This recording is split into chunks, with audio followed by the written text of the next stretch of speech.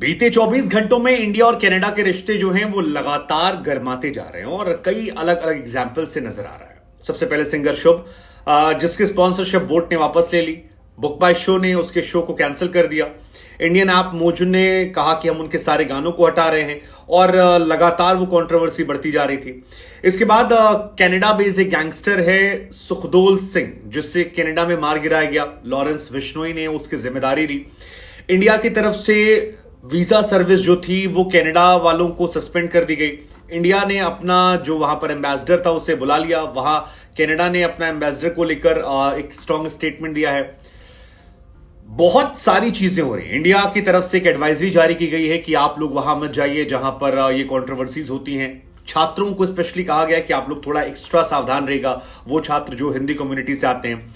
Hindu community की तरफ से जस्टिन ट्रूडो से अपील की गई है कि जिस तरह से पन्नू ने वहां पर एक खुलेआम धमकी दी है, उसके बाद उनकी सुरक्षा की गारंटी वो करें, क्योंकि उन्हें लगता है कि खालिस्तान मूवमेंट से जुड़े लोग जो हैं वो उन पर अटैक कर सकते हैं।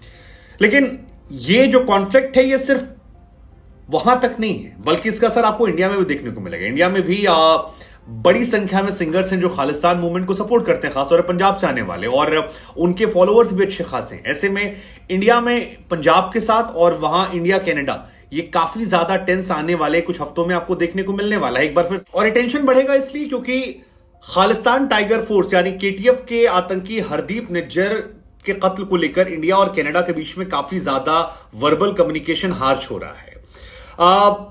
उधर एक और व्यक्ति जिसका नाम सुखदूल सिंह गिल उर्फ सुखा दुनके है, उसका भी कत्ल किया गया है। और पंजाब से साल 2017 में कहा जाता है कि जाली पासपोर्ट के जरिए यह व्यक्ति यहां से फरार हो गया था।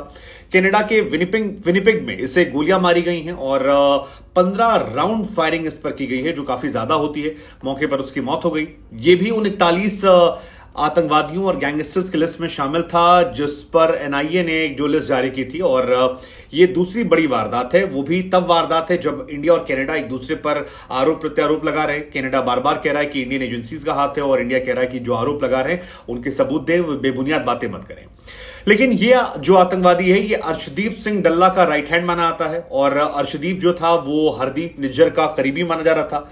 इसका कत्ल जो किया गया है वो लॉरेंस बिश्नोई ग्रुप की तरफ से करवाया गया है। लॉरेंस ने इसकी जिम्मेदारी जो है ऑफिशियली सोशल मीडिया पर ली है। लॉरेंस की तरफ से जो लॉजिक दिया गया है वो ये कि उनके 3 खास लोग, जिसमें गुरलाल बराड़, संदीप नग्गल और विक्की मिड्डूखेड़ा, ये 3 लोग, विक्की मिड्डूखेड़ा वही जिनको लेकर सिद्धू मूसेवाला का भी मर्डर हुआ था, इन तीनों की हत्या में इस व्यक्ति का इनडायरेक्टली हाथ था और इसी वजह से उसने सुखा की हत्या। और इसको लेकर लॉरेंस बिश्नोई की तरफ से एक बाकायदा फेसबुक पोस्ट भी डाला गया है जिसमें उसने जिम्मेदारी लेते हुए वजह और रीजन सब कुछ लिखा है। तो वो पोस्ट है कि हाँ जी, सत श्री अकाल, राम राम सारियानु, ये सुखा जिसका नाम जिसकी डेथ हुई है, जो बम्बिहा ग्रुप का इंचार्ज बना फिरता था, उसका मर्डर हुआ है और कनाडा के वेपनिक सिटी में मर्डर हुआ है। इसकी जिम्मेदारी लॉरेंस बिश्नोई ग्रुप लेता है। इस हेरोइन एडिक्टेड नशेड़ी ने न सिर्फ अपने नशे के पूरा करने के लिए बहुत सारे घरों को जड़ा था, बल्कि हमारे भाई गुरलाल बराड़, जिसका आपने आपको पहले बताया, जिक्र किया, संदीप और विक्की मिड्डूखेड़ा की हत्या भी इसने वहीं बैठकर अप्रत्यक्ष तौर पर करवाई थी और अब इसके पापों की सजा इससे हमने दे दी है। साथ ही लॉरेंस की तरफ से एक और इंपॉर्टेंट मैसेज है जो ज्यादा और आगे तनाव बढ़ा सकता है।